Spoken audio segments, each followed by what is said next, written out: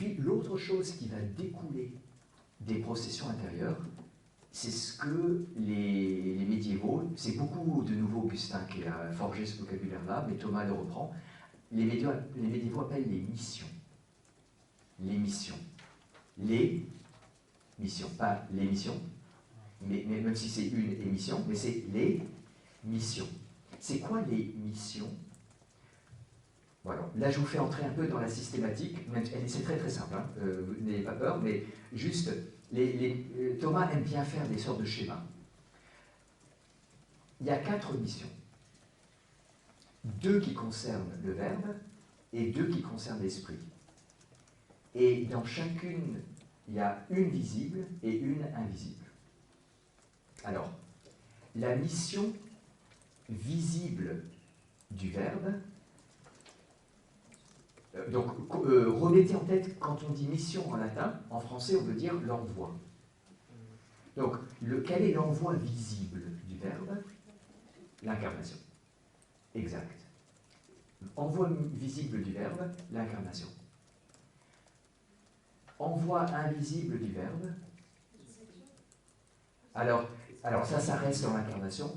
Invisible, en fait, c'est chaque fois que le Verbe vient en nous, ou plutôt chaque fois que nous on l'accueille. Et Thomas dit, la mission visible, c'est pour nous rappeler sans cesse que Dieu veut nous faire une mission invisible. En fait, c'est notre rencontre personnelle de Jésus-Christ, pour utiliser une autre forme d'expression, ou nos rencontres personnelles de Jésus-Christ. À une époque donnée dans l'histoire, il y a une mission visible du Verbe pour que chacun d'entre nous, à toutes les époques où nous vivons, nous puissions l'accueillir invisiblement.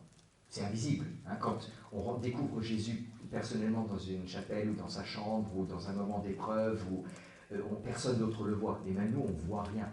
Mais c'est une vraie mission, un envoi du Verbe en nous.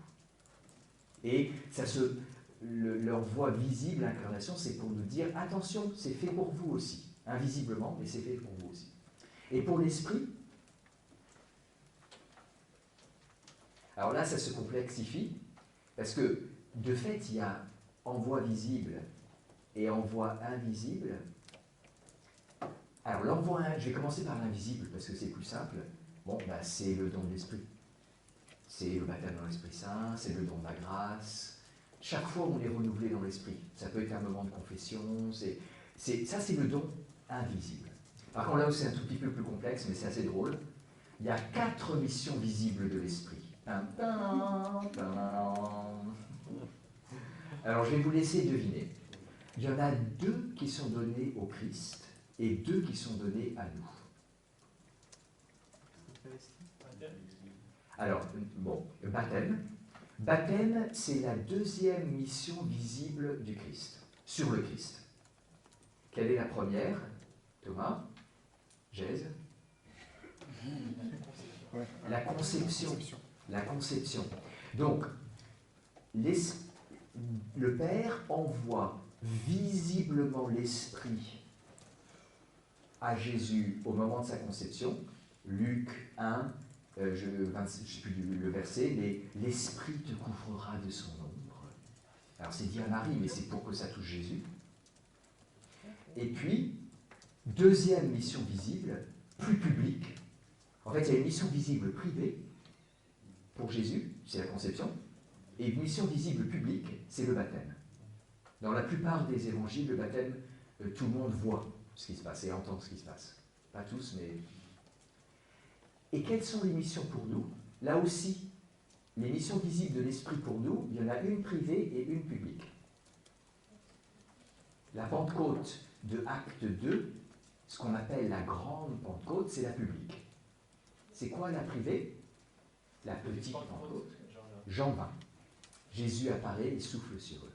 C'est visible, mais c'est privé. Ok? Donc là, vous savez, c'est une structure où, et de nouveau, le fondement de tout ça, c'est les processions. Il y a 2 formes de prolongement des processions. Il y a eu la création de l'univers et des hommes, et ensuite, il y a la vie de grâce. Ça, c'est la vie de grâce. Et la vie de grâce, ce sont des missions. Alors, il y a les missions visibles qui se passent qu'à un moment dans l'histoire. Il y a eu l'incarnation de Jésus, sa conception, le baptême, la petite et la grande Pentecôte. Tout ça, c'est les missions visibles. Il y en a qu'une. C'est arrivé une seule fois, ça. Mais tout ça, c'est pour les missions invisibles. Pour que sans cesse, les processions divines se prolongent en nous par la rencontre personnelle du Fils et par le don de la grâce. Ce que Thomas appelle avec beaucoup l'inhabitation en nous des personnes divines. L'inhabitation en nous des personnes divines. Alors il y a un petit problème. Combien de personnes divines sont envoyées? Deux. Parce que le Père n'est pas envoyé. Le Père ne procède pas. C'est lui qui fait procéder, c'est lui qui envoie. Donc, le Père n'habite pas en nous. S'il habite en nous, parce que quand les deux autres sont envoyés, eh ben, il y a le lien avec la source. Et donc, la source est aussi en nous. Donc, c'est toute la Trinité qui habite en nous. Mais deux des personnes habitent en nous en tant qu'envoyés et une en tant qu'envoyant.